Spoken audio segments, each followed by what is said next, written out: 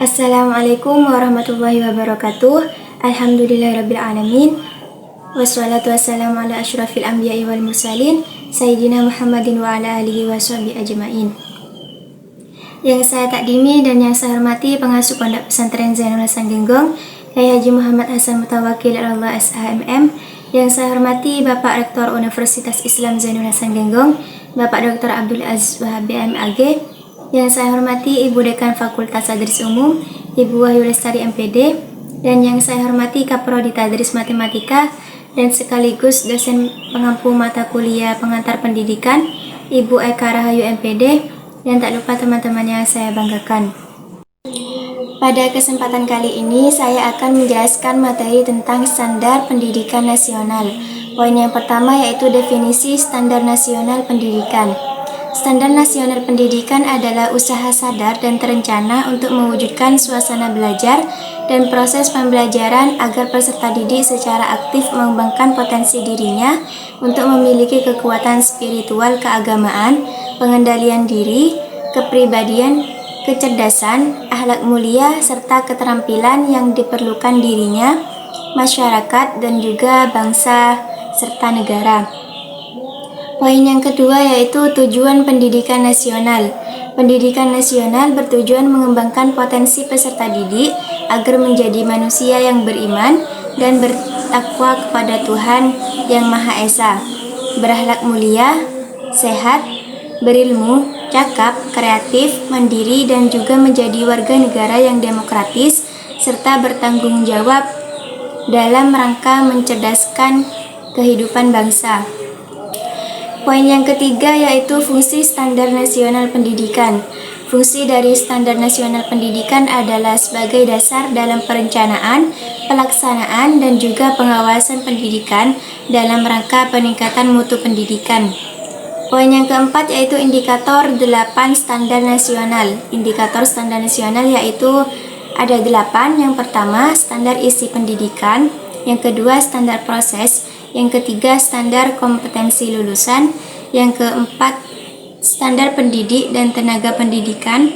Yang kelima, standar sarana dan prasarana. Yang keenam, standar pengelolaan. Yang ketujuh, standar pembiayaan. Yang kedelapan, standar penilaian pendidikan. Yang pertama yaitu standar isi. Standar isi merupakan standar yang mengatur materi dan kompetensi dari suatu jenjang pendidikan demi terwujudnya lulusan yang kompeten. Yang kedua, standar proses. Proses pelaksanaan pembelajaran di masing-masing jenjang pendidikan.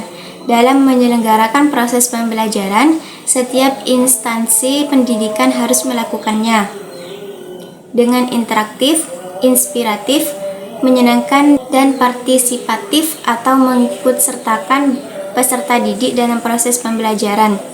Poin yang ketiga yaitu standar kompetensi lulusan. Standar ini berkaitan erat dengan kriteria kemampuan lulusan dari suatu instansi pendidikan. Setiap peserta didik yang lulus dari suatu jenjang pendidikan diharapkan memiliki kemampuan, sikap, pengetahuan, dan juga keterampilan yang memadai dan sesuai dengan standar yang berlaku. Yang keempat yaitu standar pendidikan dan tenaga kependidikan. Pendidik adalah tenaga kependidikan yang bertugas untuk mendidik, membimbing, mengajar, menilai para peserta didik. Sedangkan tenaga kependidikan adalah semua orang yang terlibat dalam suatu instansi pendidikan, mulai dari kepala sekolah, tenaga laboratorium, tenaga administrasi dan tata usaha, pustakawan, pengawas sekolah, dan sebagainya. Baik pendidik maupun kompetensi yang sesuai dimaksud adalah syarat tenaga kependidikan harus memiliki kualifikasi akademik dan agar tujuan pendidikan bisa tercapai. Yang kelima yaitu standar sarana dan prasarana. Demi berlangsungnya proses pembelajaran, setiap instansi pendidikan perlu memiliki sarana dan juga prasarana yang memadai untuk menunjang proses pembelajaran yang berkelanjutan, teratur, dan juga nyaman. Dalam standar ini diatur mengenai sarana dan prasarana yang wajib dimiliki oleh setiap satuan pendidikan. Yang keenam yaitu standar pengelolaan. Standar pengelolaan dibagi menjadi 3 bagian, yaitu standar pengelolaan oleh satuan pendidikan, standar pengelolaan oleh pemerintah daerah, dan juga standar pengelolaan oleh pemerintah. Yang ketujuh, standar pembiayaan. Proses pendidikan bisa terselenggara karena adanya pembiayaan yang berkelanjutan. Yang kedelapan, standar penilaian pendidik. Standar penilaian pendidik. Standar nasional pendidikan yang terakhir adalah standar penilaian pendidik.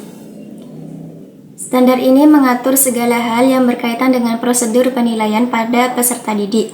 Penilaian pendidikan terdiri dari 3 bagian, yaitu penilaian hasil belajar oleh pendidik, penilaian oleh satuan pendidikan atau sekolah, dan juga penilaian oleh pemerintah. Poin yang kelima yaitu profesi guru prajabatan. Pendidikan profesi guru prajabatan, program untuk mencetak generasi baru guru-guru Indonesia yang memiliki panggilan hati menjadi guru profesional, komitmen menjadi teladan, cinta terhadap profesi, dan pembelajar sepanjang hayat. Program ini diselenggarakan bagi lulusan sarjana, sarjana terapan maupun diploma 4, baik dari kependidikan maupun non-kependidikan, bagi calon guru untuk mendapatkan sertifikat pendidik. Mungkin sekian penjelasan dari saya. Apabila ada kesalahan, saya mohon maaf yang sebesar-besarnya. Wallahul muwaffiq ila aqwamit thoriq. Wassalamualaikum warahmatullahi wabarakatuh.